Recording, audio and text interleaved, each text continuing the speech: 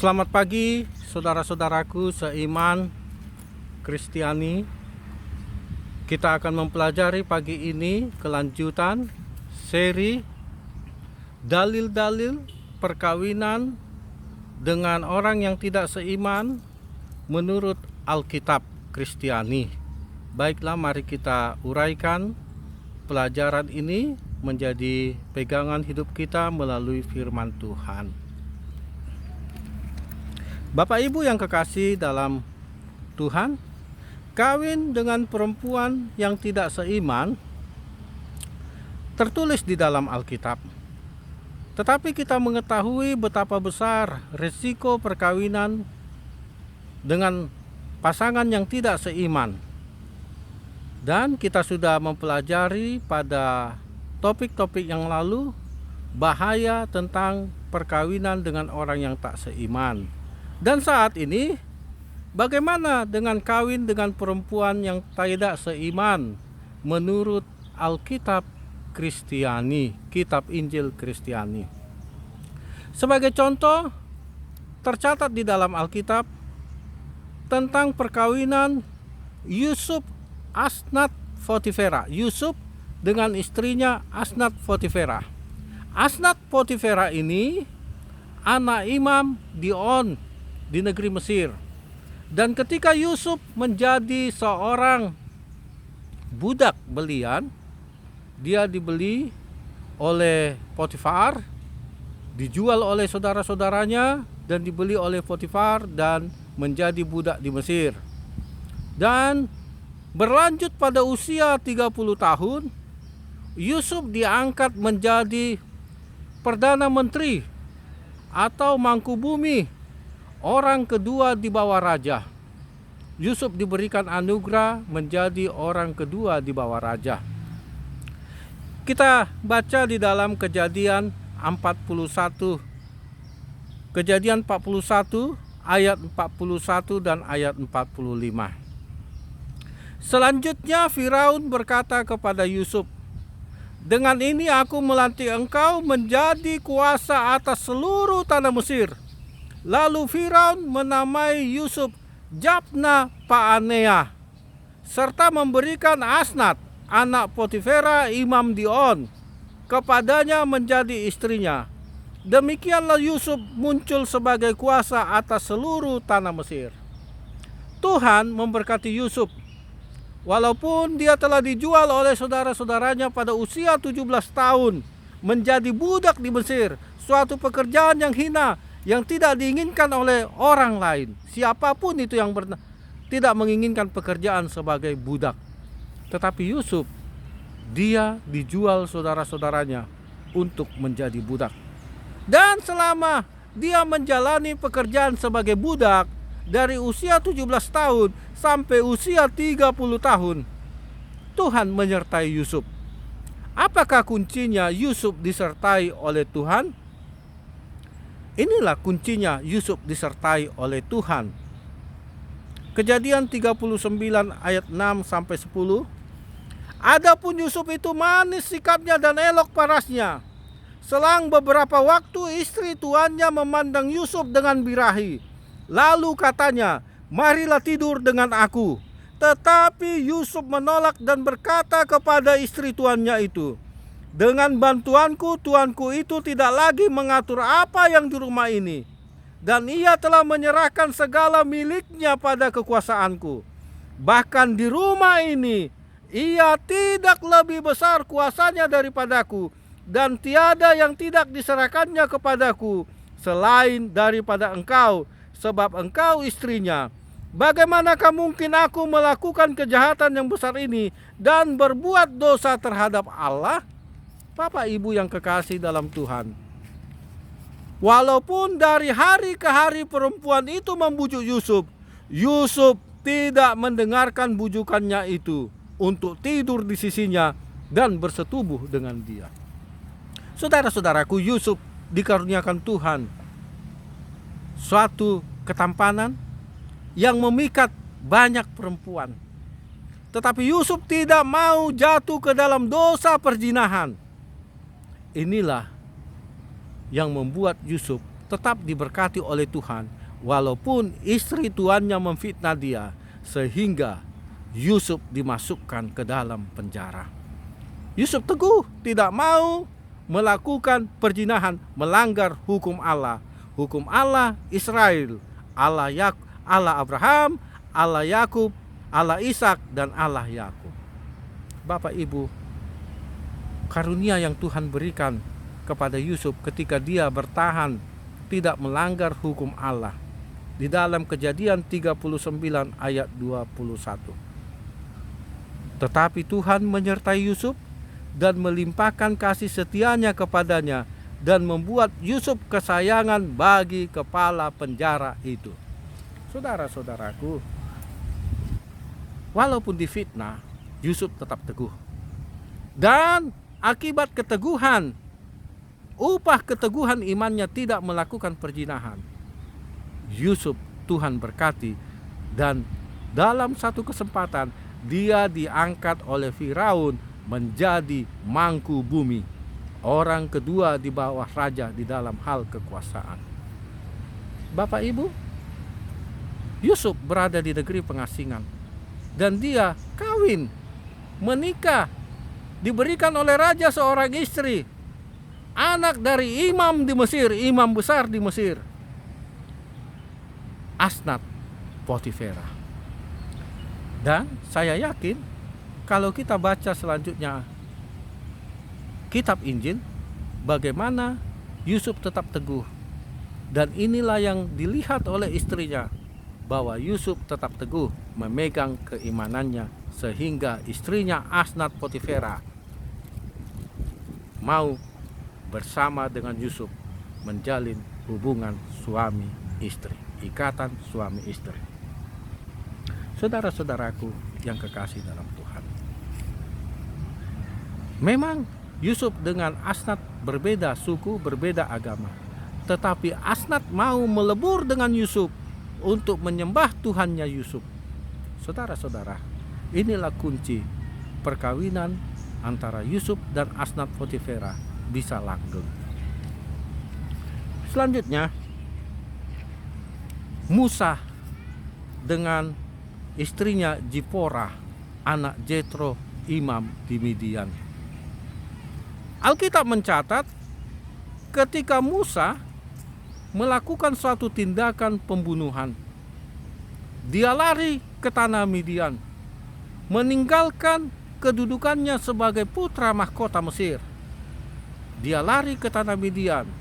Dia anak angkat Firaun dari bangsa Israel, yang sudah dipersiapkan untuk menjabat sebagai pengganti raja. Tetapi yang terjadi, Musa melakukan kejahatan, dan akibat kejahatannya dia harus lari meninggalkan Mesir menuju tanah Midian. Dalam pelariannya itu ke tempat asing, Yusuf menikah dengan Zipora anak Jethro. Inilah kisah daripada Yusuf. Keluaran 2 ayat 21 sampai ayat 22. Musa bersedia tinggal di rumah itu, lalu diberikan Rehuela Zipora anaknya kepada Musa. Perempuan itu melahirkan seorang anak laki-laki, maka Musa menamainya Gersom, sebab katanya, aku telah menjadi seorang pendatang di negeri asing. Saudara-saudaraku yang kekasih dalam Tuhan, terjadi perkawinan, beda suku, beda agama. Yang terjadi adalah untuk langgengnya perkawinan, Zipora mengikuti keimanan Musa. Zipora mengikuti keyakinan Musa di dalam menyembah Allah Israel. Inilah buktinya.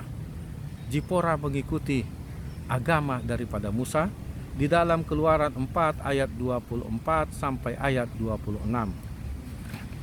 Tetapi di tengah jalan, di suatu tempat bermalam, Tuhan bertemu dengan Musa dan berikhtiar untuk membunuhnya.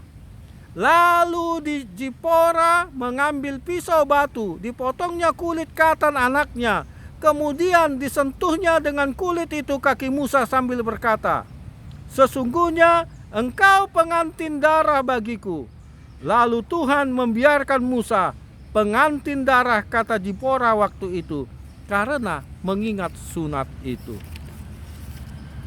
Saudara-saudaraku, Musa yang sibuk di dalam pekerjaannya diingatkan oleh istrinya tentang peribadatan.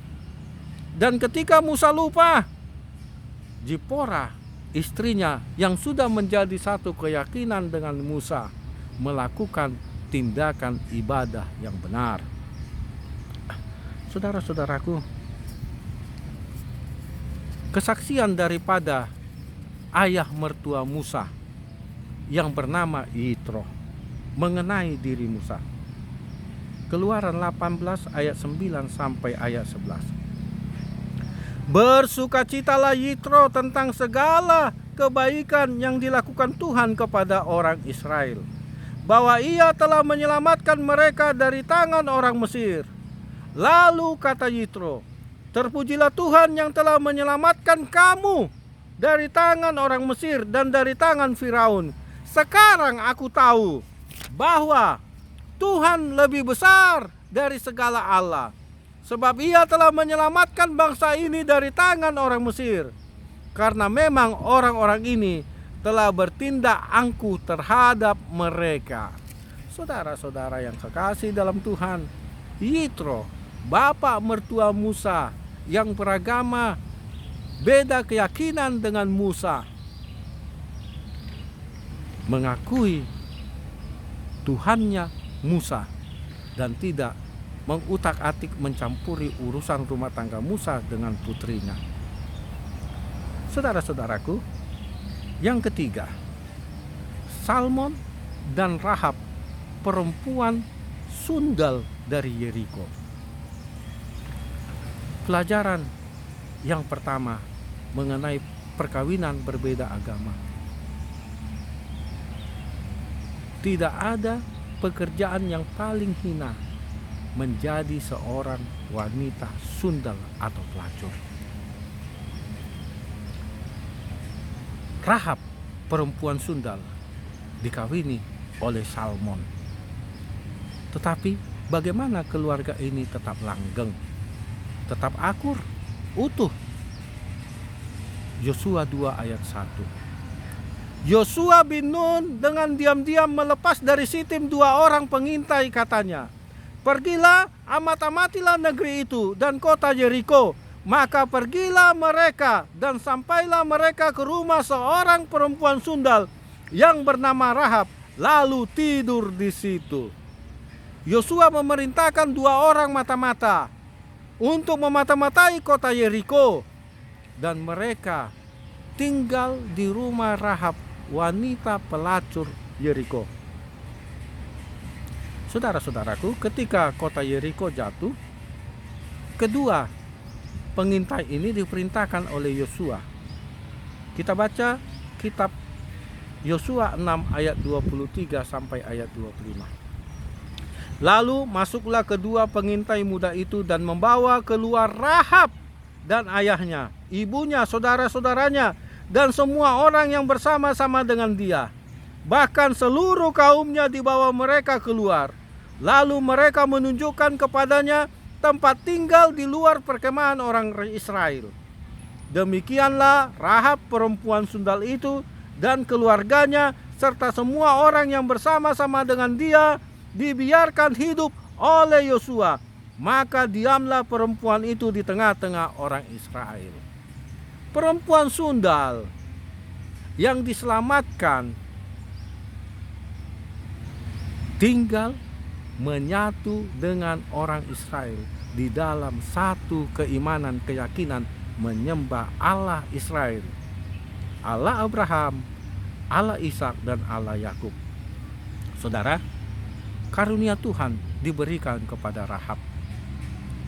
Karena iman, maka Rahab, perempuan sundal itu, tidak turut binasa bersama-sama dengan orang-orang durhaka, karena ia telah menyambut pengintai-pengintai itu dengan baik.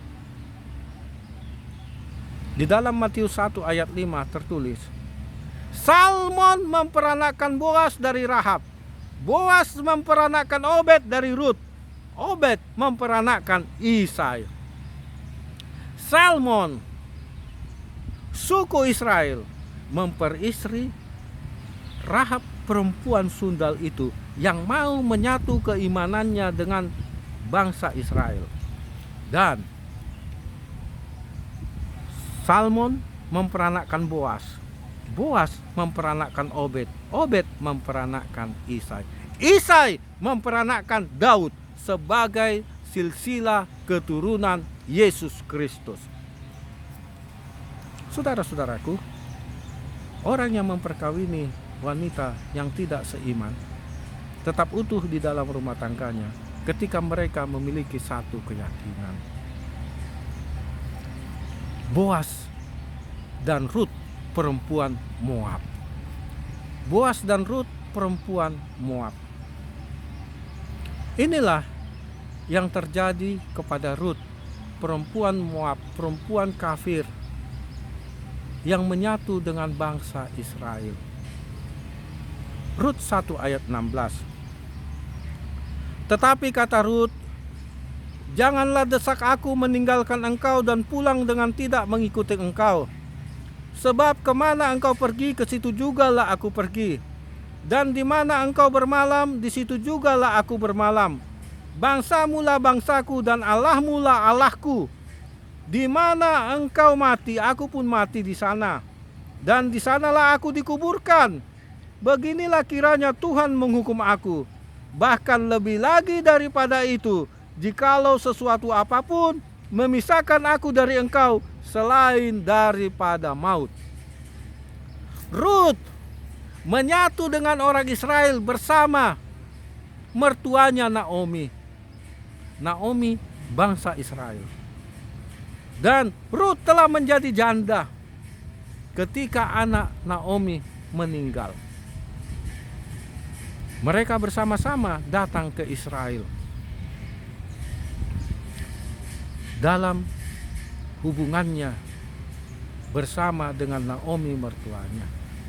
Mereka jatuh miskin, tetapi demikian Tuhan memberkati Rut.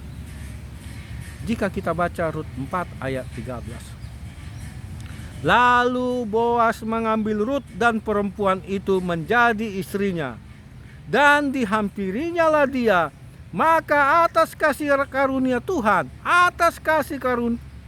karunia Tuhan, perempuan itu mengandung, lalu melahirkan seorang anak laki-laki.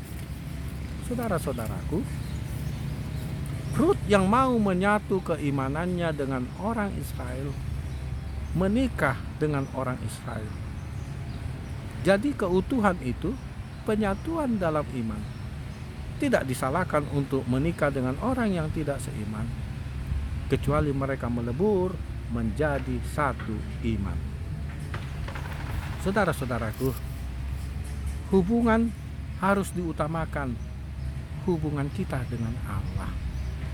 Alkitab mencatat keharmonisan di dalam satu keyakinan melanggengkan, mengutuhkan hubungan itu. Tetapi bagaimana bila hubungan yang tidak seiman terjadi, mereka berbeda keyakinan? Utamakanlah hubungan kita dengan Allah. Sudah resiko jika kita menikah dengan orang yang tak seiman, akan terjadi pergolakan-pergolakan. Tetapi bagaimana kita tetap teguh di dalam iman walaupun terjadi pergolakan-pergolakan akibat perkawinan dengan tidak seiman? Tuhan Yesus Kristus kita mengatakan demikian di dalam Matius 10 ayat 35 sampai ayat 37. Sebab aku datang untuk memisahkan orang dari ayahnya, anak perempuan dari ibunya, menantu perempuan dari ibu mertuanya, dan musuh orang ialah orang-orang seisi rumahnya. Barang siapa mengasihi bapa atau ibunya lebih daripadaku, ia tidak layak bagiku. Dan barang siapa mengasihi anaknya laki-laki atau perempuan lebih daripadaku, ia tidak layak bagiku. Saudara-saudaraku, jika kita lebih mengasihi istri kita yang tidak seiman menjadi berbeda keyakinan dan kita menjauh daripada Allah.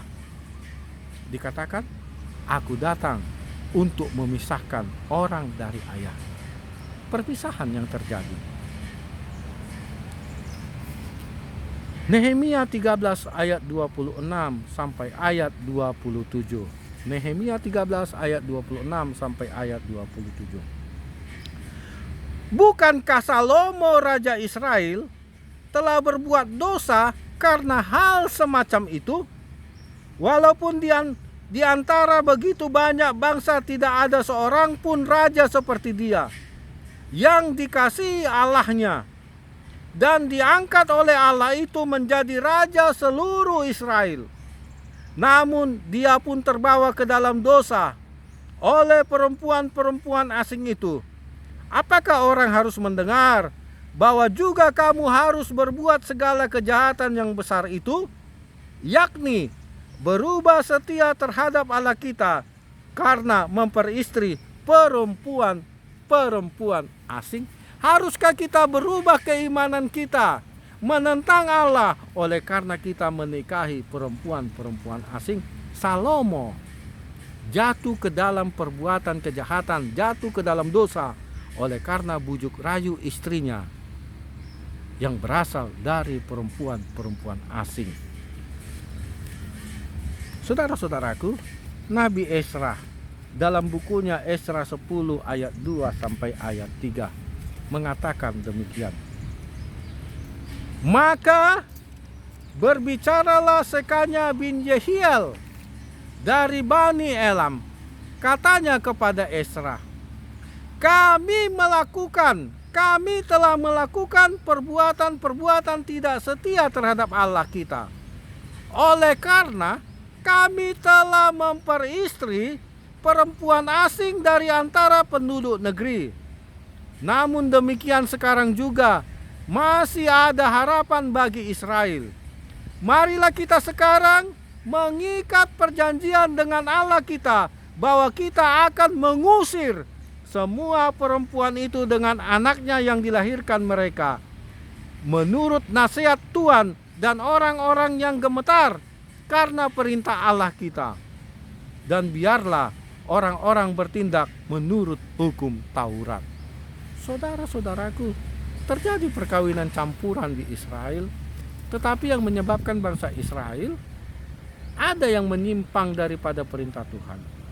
Dan Esra memberikan suatu peringatan untuk memisahkan diri antara suami yang telah memperistri perempuan asing. Esra 10 ayat 12. Lalu seluruh jemaah menjawab dan berseru dengan suara nyaring, sesungguhnya adalah kewajiban kami melakukan seperti katamu itu. Bangsa Israel mengambil komitmen karena ada harapan untuk pulih kembali, walaupun cara pemulihannya menyakitkan, yaitu harus berpisah dengan istri-istrinya dan anak-anaknya yang berbeda keyakinan dengan dia. Esra 10 ayat 44. Mereka sekalian mengambil sebagai istri perempuan asing, maka mereka menyuruh pergi istri-istri itu dengan anak-anaknya.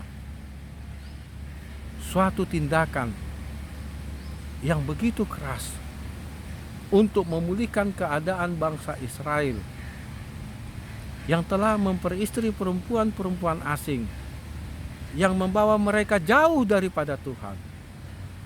Mereka melakukan tindakan yang sangat radikal, memisahkan diri, menyuruh istri-istrinya dan anak-anaknya pergi menjauh dari bangsa Israel yang menyembah Allah yang benar. Mungkin kita mengatakan ini suatu tindakan yang kejam, tetapi Allah meminta kita untuk lebih mengutamakan Allah daripada yang dapat memisahkan kita daripada Allah. Saudara-saudara, jika istrimu memisahkan engkau daripada Allah, tindakan Ezra menjadi contoh bagi kita. Saudara, kiranya keimanan kita tetap teguh, didukung oleh pasangan hidup kita untuk tetap setia kepada Allah yang benar, Allah Abraham, Allah Ishak, dan Allah Yakub. Amin.